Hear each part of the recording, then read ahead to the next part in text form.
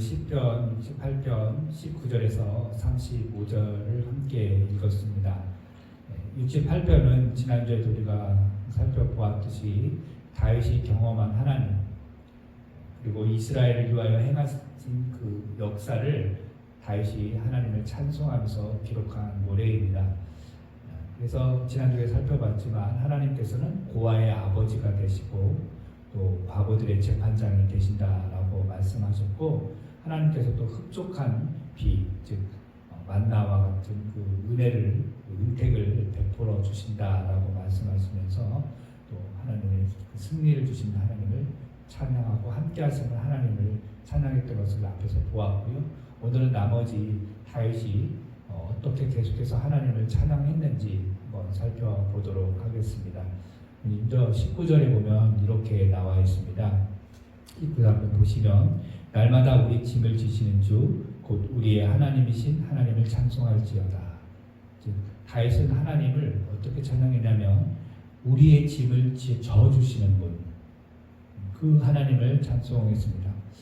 고대의 그 신들, 고대 근동의 그 신들은 보통 인간들에게 무거운 짐을 지게 하는, 부담감을 주는 그런 신으로 인식이 되었지만, 다윗은 그런 고대 근동의 그런 신들과 달리 하나님은 우리의 그 무거운 짐을 대신 지어 주시는 분이다.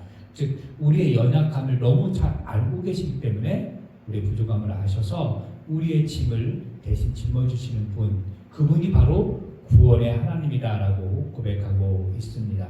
이와 비슷하게 다윗이 앞에서는 어떻게 또 찬송을 했냐면 시편 55편 22절에는 다윗이 이렇게 또 찬송을 했어요. 내 짐을 여호와께 맡기라. 그가 너를 붙드시고 의인의 요동함을 영원히 허락하지 아니하시리로다 말씀하세요. 오늘 68편에서는 하나님이 우리의 짐을 짊어주시듯, 또 시편 55편에서는 다윗이 내 짐을 여호와께 맡기라 이렇게 말씀하고 있습니다. 그러니까 하나님이 우리의 짐을 대신 짊어주시는 분이다. 구원을 베푸시는 분이다. 그렇기 때문에 나는 그 하나님을 찬송한다라고 이렇게 고백을 하고 있습니다. 짐을 대신 지어주시는 것, 이것이 바로 구원이라는 거예요. 그러나 하나님께서 날마다 우리의 짐을 지어주듯이 우리에게 구원을 베풀어 주신다는 거예요. 왜냐? 우리가 너무나 연약하기 때문에 하나님께서 우리에게 날마다 구원을 베풀어 주신다는 거예요. 이것이 바로 은혜예요. 이렇게 볼 때 우리에게 있어서 그 짐이 무엇일까? 한번 생각해 보면 우리에게 있는 짐, 오늘날 우리에게 있는 짐 뭐냐?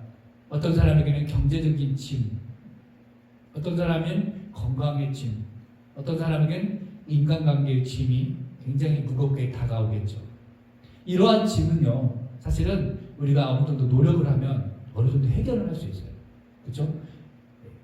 경제적인 게 좀 짐으로 다가온다. 그러면 내가 더 열심히 일하면 될 것이고, 건강의 짐이 있다. 더 운동을 하거나 관리를 하면 되고, 또 인간관계는 내 마음을 좀 내려놓고 오픈하면 그것이 어느 정도 가능하다는 거죠. 그런데 우리가 아무리 노력을 해도, 우리가 능력이 많아도 해결할 수 없는 짐이 있어요. 그게 뭐냐?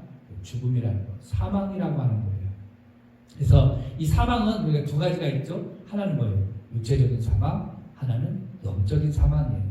이 둘 다 우리가 능력이 많아도 해결할 수 없어요. 그러나 특별히 더 우리가 할 수 없는 건 뭐냐? 영적인 사망이 되겠습니다.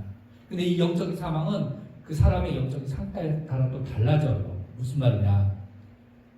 영적으로 하나님과 관계가 회복된 사람은 그 영적인 사망을 이겨낼 수 있다는 거예요. 그러나 영적인 사망을 받을 수밖에 없는 사람은 하나님과 관계가 깨져버린 사람, 단절된 사람은 어쩔 수 없이 영적인 사망에 들어갈 수 있는 거예요. 그래서 이거를 영적인 이 사망을 한마디로 영적인 짐이다라고 볼 수가 있는 거예요. 그래서 이 영적인 짐을 우리의 힘으로는 할 수 없으니까 어떻게 해요? 하나님의 은혜로, 하나님의 구원으로 이것을 해결할 수 있는 거예요. 그 하나님의 은혜, 하나님의 구원이 누구를 통해서 이루어졌어요? 예수 그리스도를 통해서 이루어졌다는 거예요.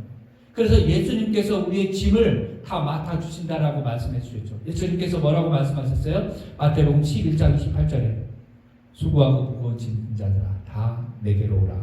내가 너희를 쉬게 하리라 말씀하셨어요. 우리의 영적인 짐을 다 내려놓고 맡길 수 있는 것, 예수님. 그분이 우리의 짐을 맡아주시는 거죠. 이것이 복음이고 이것이 은혜라는 겁니다.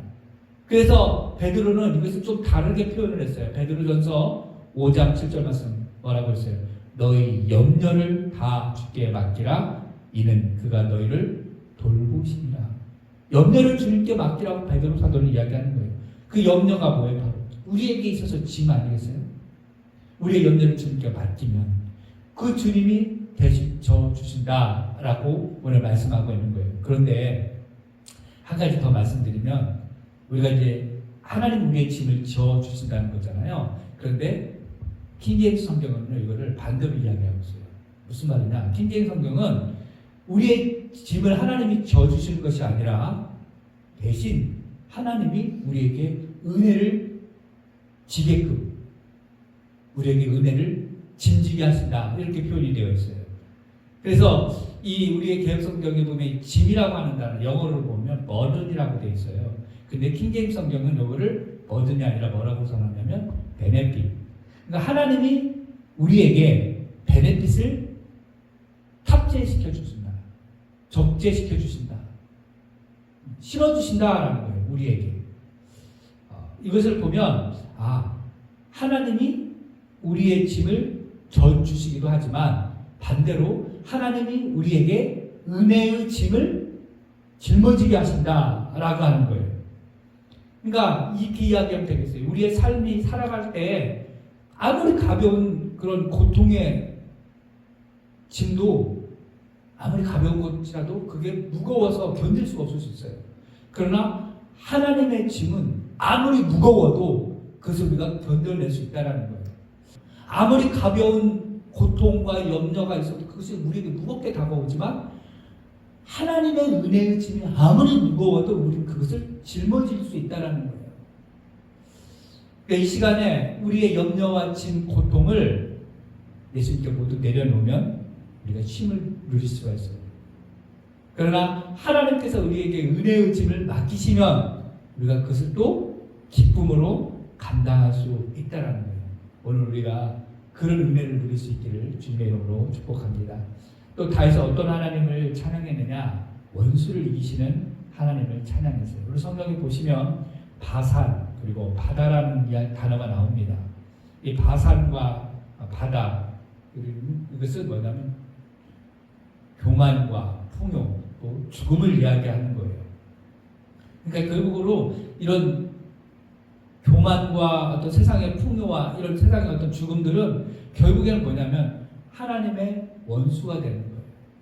하나님의 대적이 되는데 하나님께서 그 원수되는 그 교만과 풍요와 죽음을 깨뜨리신다. 하나님께서 정수리를 쳐서 깨뜨리신다라는 표현을 하고 있어요. 그러니까 하나님의 원수들은 다 깨뜨리신다라는 거예요. 그래서 처녀들이 노래하는 자들이 또 악기를 연주하는 자들이 앞에 서서 뒤에 서서 하나님을 찬양한다.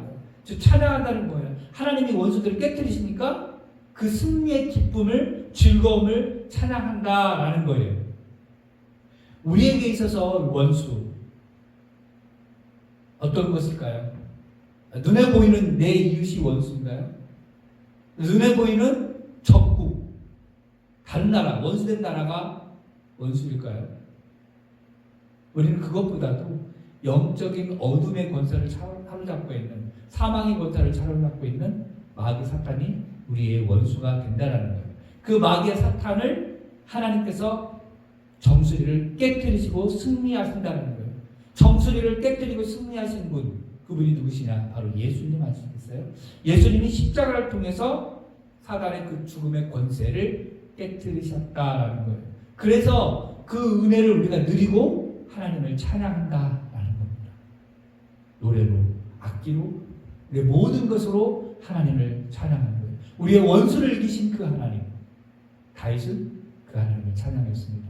우리도 그 원수된 사탄을 깨뜨리신 예수님을 찬양할 수 있다는 것이 얼마나 기쁨이 되겠습니까? 또 하나 오늘 다윗이 찬양했던 건 뭐냐면 힘과 능력을 주시는 하나님을 찬양했어요.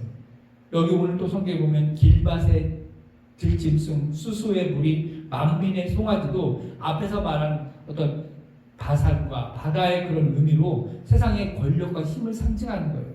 이것들을 하나님께서 깨뜨리셨다.